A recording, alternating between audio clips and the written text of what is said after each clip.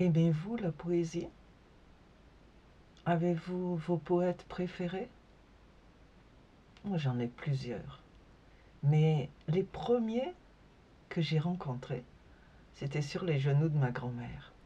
Et je voudrais aujourd'hui vous partager l'un de ces poèmes que je n'avais pas entendu d'elle, mais dont l'auteur m'était connu. Mii, ou la terre natale. Pourquoi le prononcer, ce nom de la patrie? Dans son brillant exil, mon cœur en a frémi. Il résonne de loin dans mon âme attendrie, comme les pas connus ou la voix d'un ami. Montagne que voilait le brouillard de l'automne, vallon que tapissait le givre du matin, saule dont l'émondeur effeuillait la couronne, vieille tour que le soir dorait dans le lointain. Murs noircis par les ans, coteaux, sentiers rapides, fontaines où les pasteurs accroupis tour à tour attendaient goutte à goutte une eau rare et limpide, et leur urne à la main s'entretenait du jour.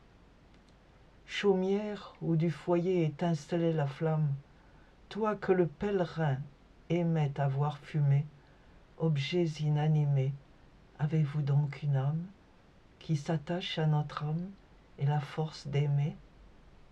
Voilà le banc rustique où s'asseyait mon père, la salle où résonnait sa voix mâle et sévère, quand les pasteurs assis sur leur soc renversé lui comptaient les sillons par chaque heure tracée, ou qu'encore, palpitant des scènes de sa gloire, de l'échafaud des rois il nous disait l'histoire, et plein du grand combat qu'il avait combattu, en racontait sa vie, enseignait la vertu.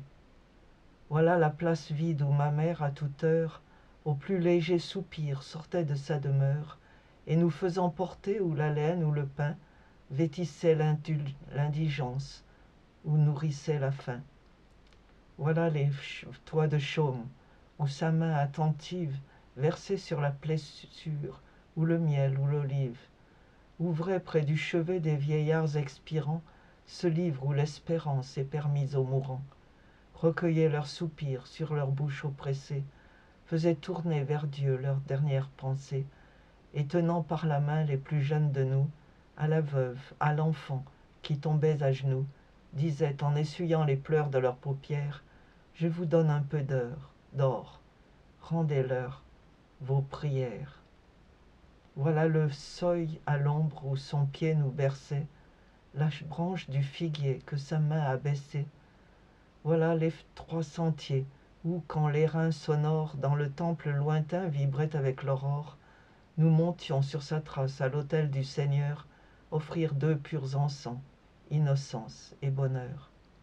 C'est ici que sa voix pieuse et solennelle nous expliquait un Dieu que nous sentions en elle, et nous montrant l'épi dans son germe enfermé, la grappe distillant son breuvage embaumé, la génisse en lait pur changeant le suc des plantes, le rocher qui s'entr'ouvre aux sources ruisselantes, la laine des brebis dérobée aux rameaux, servant à tapisser les doux nids des oiseaux, et le soleil exact à ses douces demeures, partageant au climat les saisons et les heures, et ces astres des nuits que Dieu seul peut compter, monde où la pensée ose à peine monter, nous enseignait la foi par la reconnaissance, et faisait admirer à notre simple enfance comment l'astre et l'insecte, invisibles à nos yeux, avaient ainsi que nous leur Père dans les cieux.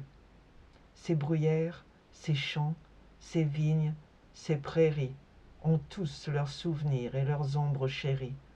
Là mes sœurs folâtraient, et le vent dans leurs jeux les suivait en jouant avec leurs blonds cheveux. Là, guidant les bergers au sommet des collines, j'allumais des bûchers de bois morts et d'épines, et mes yeux suspendus aux flammes du foyer passaient heure après heure à les voir ondoyer. Là, contre la fureur de l'aquilon rapide, le saule caverneux nous prêtait son tronc vide, et j'écoutais siffler dans son feuillage mort des brises dont mon âme a retenu l'accord.